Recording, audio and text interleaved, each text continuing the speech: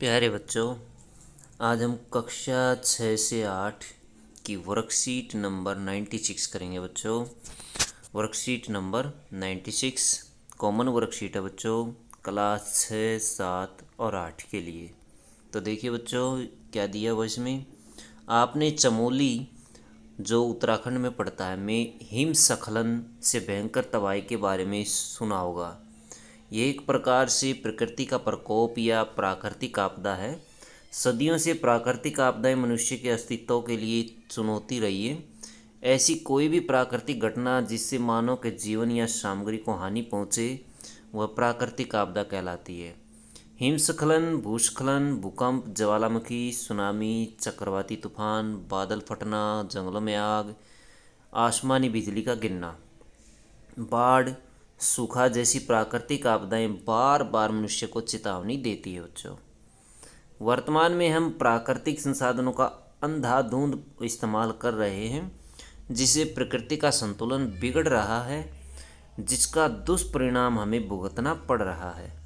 नीचे दिए गए चित्रों के सामने प्राकृतिक आपदा को लिखिए तथा उससे बचने के उपाय अपनी समझ से भी लिखिए। अपनी समझ से लिखेंगे। देखिए बच्चों, पहली जो तस्वीर है ये तूफान की तस्वीर है। तूफान है, जैसे आंधी तूफान आता है। यदि हम घर में हैं तो किसी मजबूत मेज के नीचे छुप जाना चाहिए और हमारे सिर के ऊपर कुछ वस्तु रख लेनी चाहिए, सिर को ढक लेना चाहिए। अगर हम बाहर हैं तो किसी पेड़ के नीचे न खड़े हों, पेड़ का सहारा न लें, पेड़ से दूर रहें, और यदि आप खुले में तो बैठ जाएं अथवा लेट जाएं। दूसरी तस्वीर देखिए, ये सुनामी की तस्वीर है बच्चों। यह बहुत खतरनाक आपदा है। इससे बचने के लिए हमें दूसरी जगह विस्थापित होना पड़ेगा, अपनी जगह चेंज करनी पड़ेगी, और सरकार को इसके लिए लोगों के लिए कैंप लगाने पड़ेंगे ताकि डूबे हुए और नष्ट हुए घरों वालों को आश्रय और भोजन मिल सके। तीसरी तस्वीर देखिए बच्चों, सूखे की है। सूखा, ये सूखा है। जहाँ कम बारिश होती वहाँ सूखा पड़ता है, कम बारिश वाले क्षेत्रों में ज़्यादा पड़ता है और इससे पानी की कमी हो जाती है।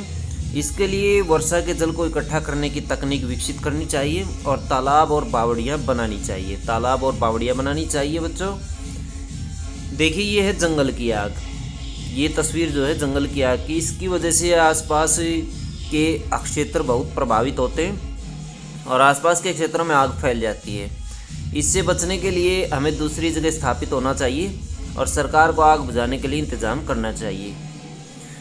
आगे देखिए बच्चों, ये भूकंप अथवा भूचाल की तस्वीर है। भूकंप की वजह से त्रासदी हुई है। भूकंप, यदि आप घर के अंदर हैं तो बाहर खुले में न जाएं, खुले में आ जाएं। यदि किसी पेड़ के नीचे है तो उससे दूर हो जाएं, किसी दीवार का सहारा न लें, यानी दीवार से दूर रहें और खुले में ज़्यादातर निकल कर आएँ।